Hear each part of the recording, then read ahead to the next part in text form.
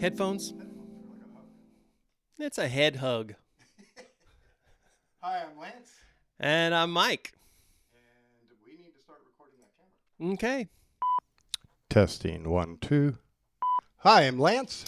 And I'm Mike. And we are just these guys, you know. Good morning. It is morning. Yes, it is. What you got for us today, Mike? So, just so everybody knows, we come in here every Tuesday morning and we have a little more than an idea. An idea. I'll send Lance a text and I'll say, any thoughts for this week? and I'll say no. Or you'll say, well, remember you said, you had mentioned this week. You mentioned a lot of things. Yeah, maybe we talk about stress. Right. And so I will then begin in the back of my mind, I know you do the same thing, to just think about different experiences that I've had, different things that I've researched maybe from over the years, and I usually don't remember a whole lot. But I just start to think about, okay, how am I personally dealing with whatever it is we're going to talk about? Because that's what we want to do. We're going to bring our own personal experiences, and as much as anything else, just help everybody know we're just these guys. Yeah. And so as I was thinking about stress over the last couple of days, I was thinking, well, what are the things that stress me out?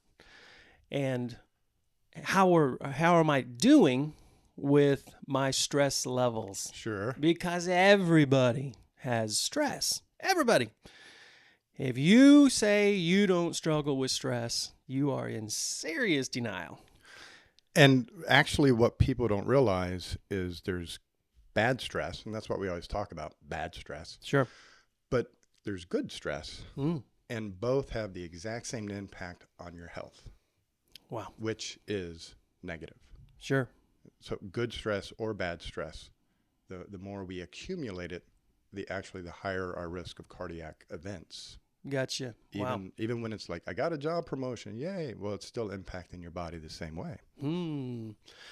Wow. Well, so I decided to write down 3 things that I believe are the greatest stressors on me. Okay.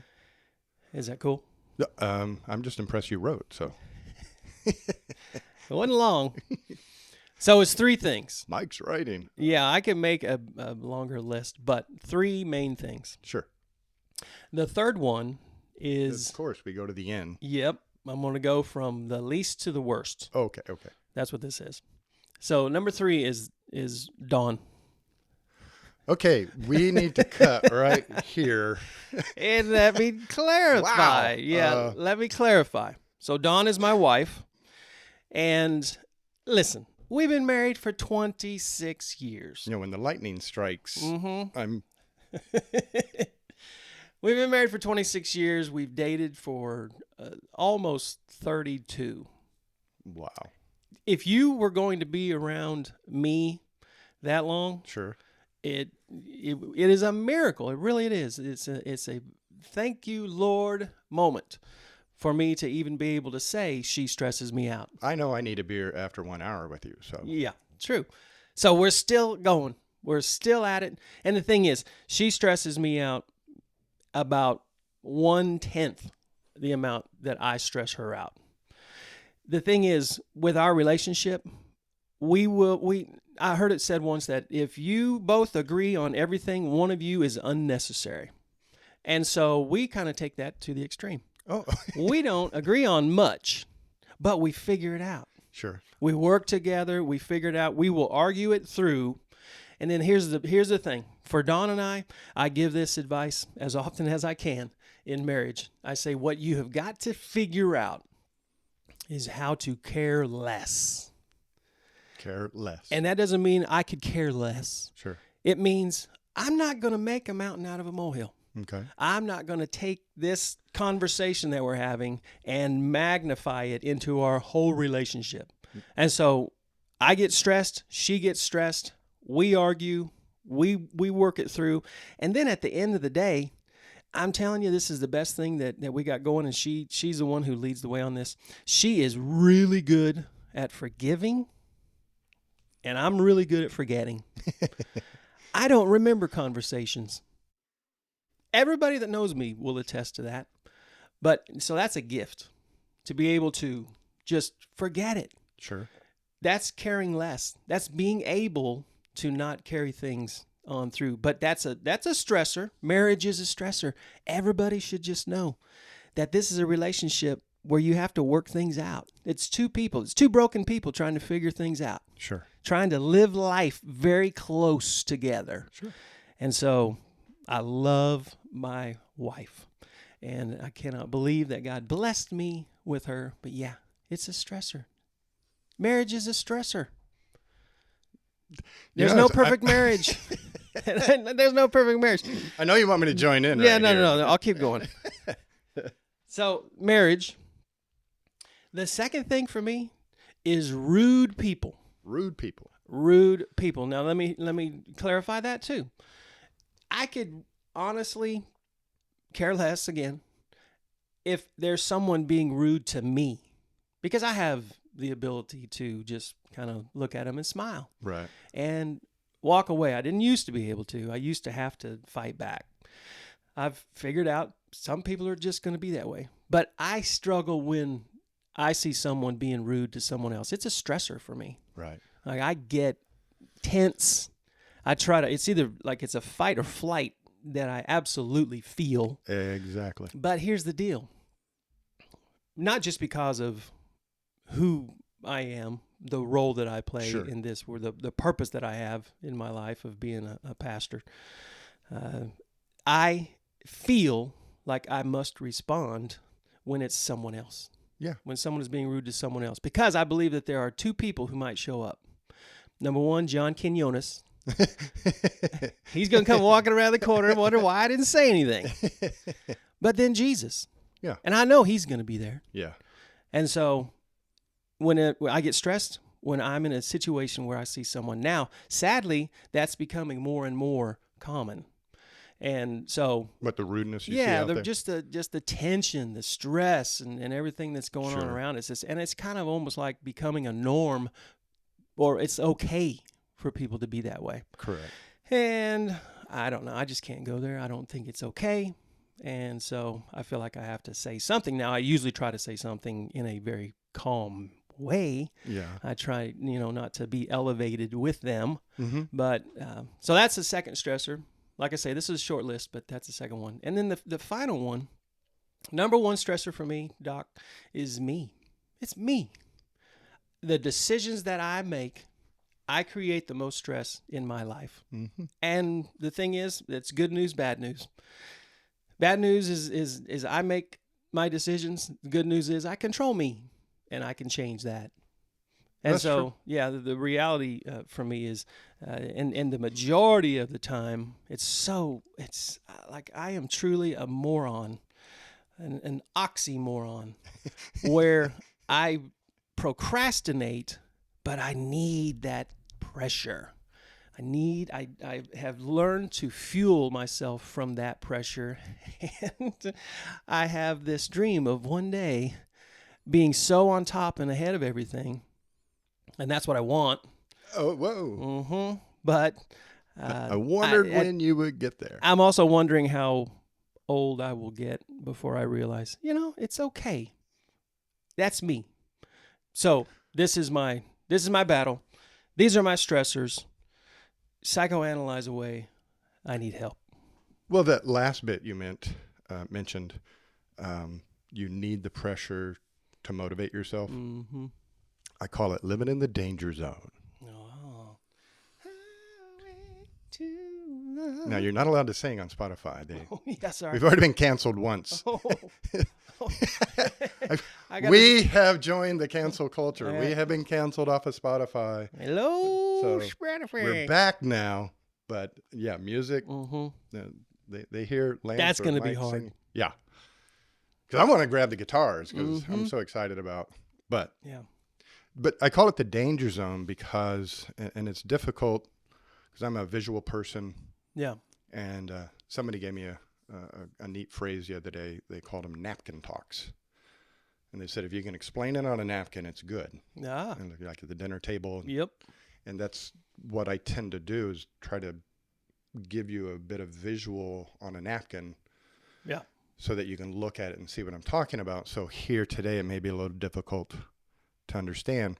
But if you can imagine, what we've talked about over the years with negative thinking, Yeah. creates a negative experience, a negative emotional state. So when I say I don't want, I see the thing I don't want, and I begin to experience the negativity of having it. So I don't want McDonald's. I make the ugly face. I feel icky. Should, must, have to. I'm putting pressure on myself. I got to do this. I got to do that. That pressure begins to seep in. Worry. Right. What if this happens? What if that happens? And that pressure begins to build up. So we live in this state of negativity. There's various levels of negativity all the time. And what we mistakenly, well, I say mistakenly because everybody does it, for many, many years, this is, kind of how I live too. Sure. But when we live in that negativity, what we're, waiting for is something to push us forward. And so we look at the list of things we have to do. Yeah. And like, I get to it tomorrow. Mañana. Good old mañana. Yeah, mañana. So, but as the deadline grows closer for whatever, if it's an actual deadline or you've just been putting it off for so long, procrastination, that pressure begins to grow. I need to get it done. I need to get in there, get it done. I need to get to the gym. I got to do something about my weight. Well, as that pressure grows, that emotional pressure, like a pressure cooker, that negativity is what launches you off the couch. And you finally, I got to get it done. And you get up and you go and do the thing you got to do. Right. And once you start doing what you're supposed to do, you feel the relief of the negativity. Oh, yeah. You're like, Feels good. No, I don't. Oh, my God. Pitch them up, knock them out of the park. You are feeling the absence of something bad. Nah, that makes, Which is a state of nothing. Mm-hmm. What you were experiencing was the negativity, the pressure you were putting on yourself. I got to do this. I got to do that. Mm-hmm. Pressure starts to rise up, and you finally get off the couch and you start doing it. So the pressure goes away, but nothing good comes in. Sure. It's just the absence of the bad. So we're living in this, and I call it the danger zone, because once we get off the couch, once we start doing what we're supposed to do,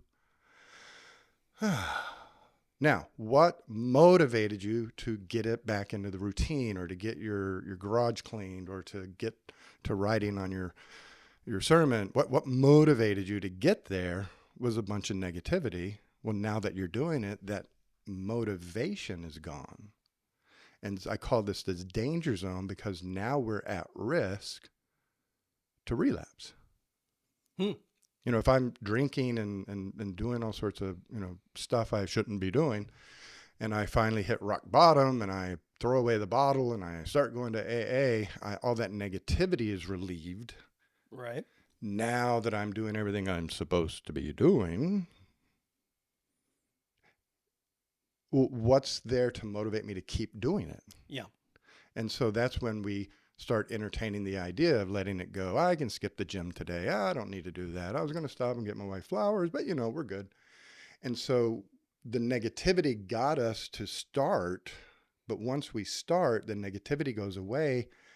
Now, how do we keep it going? And we don't. We always relapse. We stop going to the gym. We stop being nice to people. So you're right. I am the cause of my stress.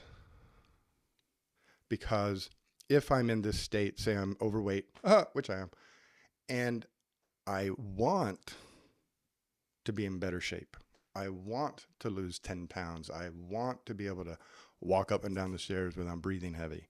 Yeah.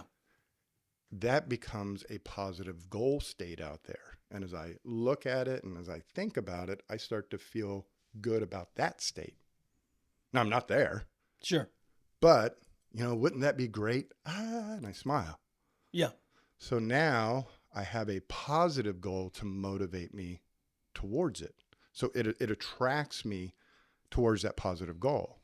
So as I begin to work out, well, now I am moving towards the thing I want. So I start to get a little excited. And I run around and tell people, look, I lost a pound. Ha ha. Yeah. And they're like, dude, you're still fat. Shut up. Yeah. But I'm excited about the progress. Yeah. I'm not there yet. Right. When you're out in the garage cleaning it out, you've made progress cleaning the garage. In the negative state, you do a bunch of stuff and you get it done and you look around at what you haven't done. I still got the rest of the garage to go. Gotcha. Yeah. But if you can set the goal of I want the garage clean, once you pick up 3 or 4 boxes, you're like, hey, we're getting there. Almost there.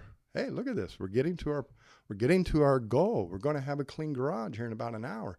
And so you start being pulled in a positive direction. You're being motivated by positive feelings. Now, once you get there, ding, ha ha, and you stand back and you look at the garage and you take photos of it and you send it to your friends. I don't know who does that kind of stuff. Yeah. Nobody here. But once you achieve that thing that you wanted, you feel good. You feel happy. You feel accomplished. You feel proud. You feel excited. Like, wow, I lost 10 pounds. Look at that. Mm-hmm. When does that go away? And so once we motivate ourselves towards that positive goal and we achieve it, ta-da, we feel good. Every morning we get up, we're looking in the mirror, we feel good. We walk out to get in our car, we see the clean garage, we feel good. And so now that positive feeling remains and keeps you moving forward. How many times you've met somebody who started going to the gym and they're getting excited, they're coming out, they're like, look at this, I'm losing weight. And they hit their goal state, but they keep going to the gym. How many times? Yeah, nobody you know. Yeah, I'm trying to think.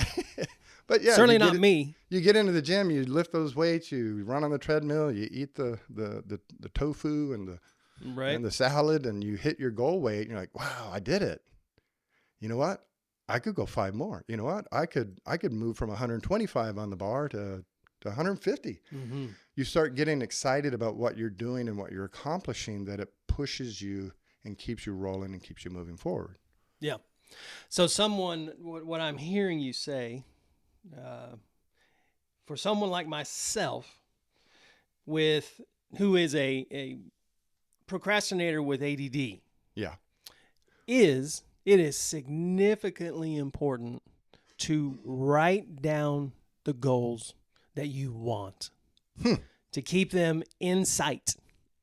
Because if they're not written down and you can't, for me, I'm very visual. Sure. To be able to see what I'm shooting for, I will forget.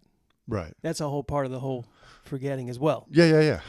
So that is certainly something that I want to improve in so that I can be better at staying positive in what I want. Well, I have this book I've shared with a few people. Right.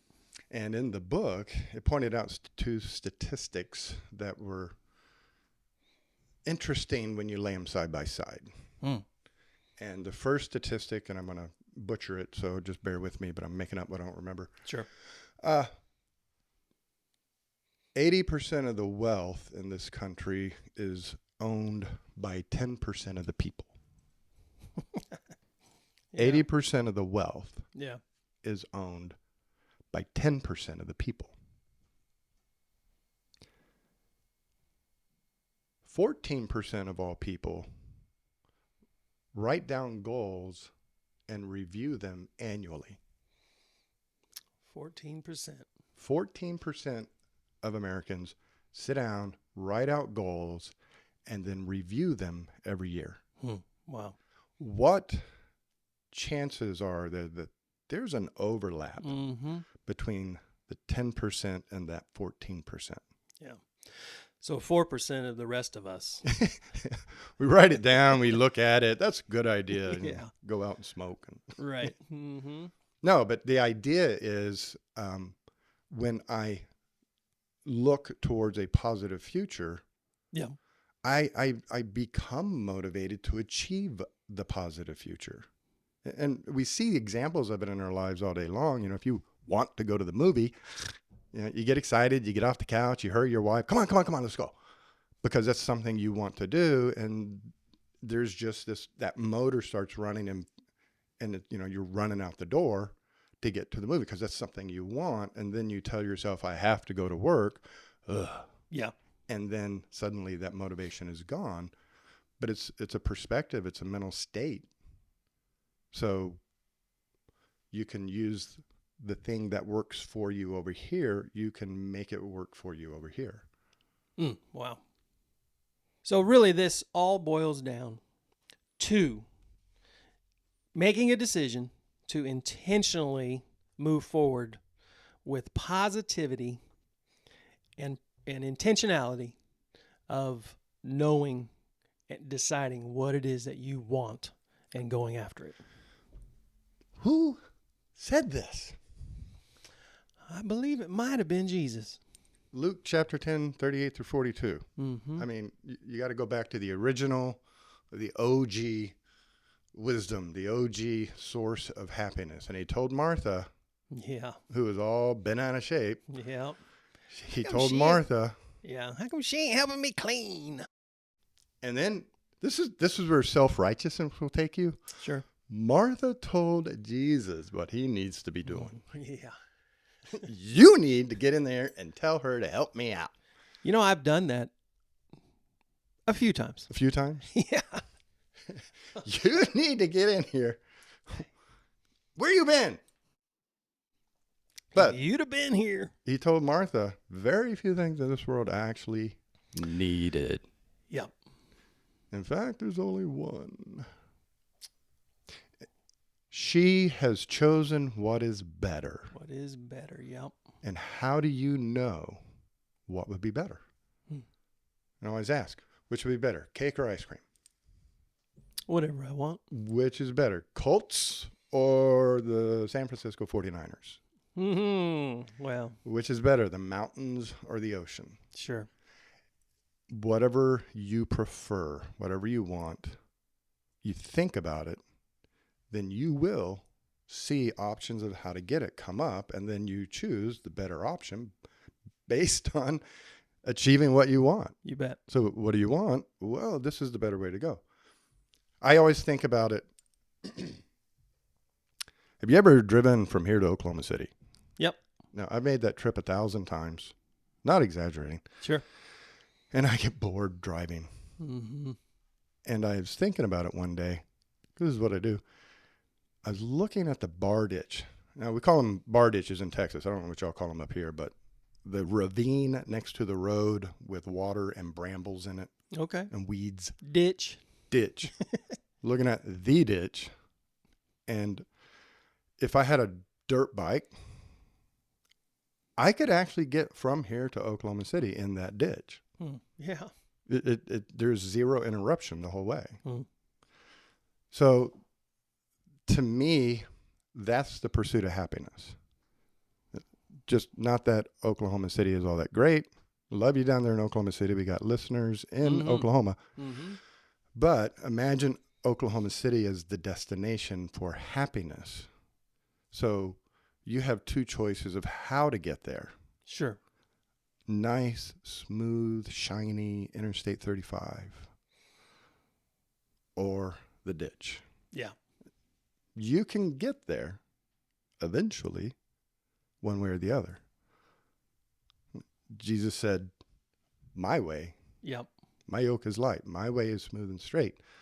So I have a plan for you, and it's a good plan. You know, we have a path laid out for us in life. And when we're following in his will, things tend to work out pretty smoothly. Yeah, they really do. So I like the analogy of that, because if I'm on I-35, if I'm walking in his will, if I'm driving straight down the road, and if I start to deviate a little bit, Well, you got those rumble strips on the side. Right. And then blah, blah, blah, blah, blah. Yep. And that's like to wake you up and get you back on the path. Yeah. But if you ignore the rumble strips, you can go off in the ditch. Yep. Now, you can still keep going forward. Right. You can still keep going forward in life. It's going to be a rough ride. So it'll be a lot more effort and a lot more stress. But at any point, Yep. you can get right back up on that smooth stretch of road. Yep. It's good. Everybody deals with this. So, just these guys. I went to a concert at Central Community Church, I don't know, Maple. Yep. Jordan Feliz, great show. Yep. I sent you some little video clips of it. Mm-hmm. Two things happened that night that made me think about this topic that we're talking about now. One is there was where we were sitting, there were cables, the electronic cables from the soundboard running up to the stage for the sound engineers to control everything. Yeah. There was a cable running there, and they put a plastic strip on it and a yellow piece of tape. And then somebody posted a lady at it to keep people from tripping. So we were sitting there kind of watching her because there's nothing else to do till the show started. Yeah. And she was standing there nice and calm and pleasant, nice little church lady. And when somebody would approach that cable strip, she would physically kind of like stiffen, her eyes would get wide, and she would point at the yellow tape and say, "Don't trip." And you would watch people just about do backflips as they approach. Don't trip. And they're like, what's going on? And then they would almost trip because of her saying, "Don't trip." Yeah. And my wife said to me, she's going to make people trip. She just calmed down. Right. And, please be careful. Yeah. Watch your step. We have some what to do Yeah. as opposed to what not to do. Yeah. It's very simple. The formula lies everywhere. And I, 100% guilty, I confess, during the show, I was sitting there struggling with frustration and anger and irritation because sitting right behind me is 3 little kids and their mother and grandmother. And I'm trying to watch the show while they're stirring in their seats and getting up and sitting down and talking to each other. And the grandmother and the mother were not doing what they should. And I'm listening to myself. If I would have been there, I would have just simply told you, Jesus said, "Let the children come to me." And I have a smile on my face and I'm clapping, but in my head, I'm having the battle. Right. Those kids just sit down. What are they doing out of bed? It's 9 o'clock at night. They should be home. Mom should have, grandma should have. And it's there. It's everywhere. Yeah. Well, it's a battle. It's good to know that you have joined all of us as works in progress. And that's what we are. We're not where we used to be, but we're not where we're going to be. Man, I don't know. Time flies. This is what happens. Mm-hmm. See, this is why we decided to do the podcast, is because we get together once a week and we just talk. Yeah. And at the end, we're like, holy cow, it's time to go. And we reflect back on what we talked about. And Mike's been like, people would listen to this. This is good stuff in here. So far, we're finding that to be the case. Yes. We have listeners in Morocco. Yeah. Philippines. It's amazing what technology can do. England. Wow. We've had 3 people pop up from Nigeria. So, and then we're probably in 30 states now. Wow. With listeners. Great. So it's growing. Well, share it. Well, if you like it, if you're enjoying this, share it. Exactly. That's the best compliment. If you don't want to sit down and write a comment on the website or on your podcast, the best compliment you can give us is if you take 3 seconds to like this, share it, go to Facebook, hit follow, share it with your friends, but let other people know about this resource that they can listen to either on the podcast or on the videos when they come out on the YouTube channel. Yep. That's the best compliment you can give us. You don't even have to call us and tell us you did it. Just share it, go to YouTube, hit share and follow, whatever them darn buttons are. And thank you for listening, for watching, and we'll see you next time. I'm Mike. I'm Lance, and we are just these guys. Just these guys. You know?